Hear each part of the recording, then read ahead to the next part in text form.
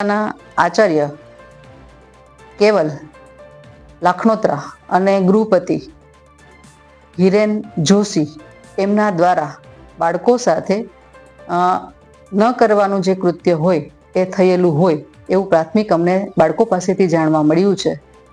સંસ્થાને પણ અમે વાત કરી છે, સંસ્થાવાળા પણ, અને આજે જ આ બે વ્યક્તિ વિરુદ્ધ FIR નોંધાવવા માટે સંસ્થાને કહી દીધું છે અને આજે સાંજ પહેલા આ FIR નોંધાઈ જાય અને આગળ હજુ પણ કેટલા બાળકો અફેક્ટેડ છે, કેટલા બાળકો સાથે આ અઘટિત બાબત છે એ બની છે, એ તપાસનો વિષય છે. એની સામે જે કાયદાકીય રીતના FIR કરવાનું થશે તો FIR પણ એની સામે થશે અને સખ્તમાં સખ્ત સાહેબને પણ અને તંત્રને કહેવામાં આવશે કે એને જે પણ કાંઈ કાયદાની જોગવાઈ પ્રમાણે સજા થાય એ સજા થવી જોઈએ અને એના માટે અમે બાળકો સાથે સતત સાથે છીએ.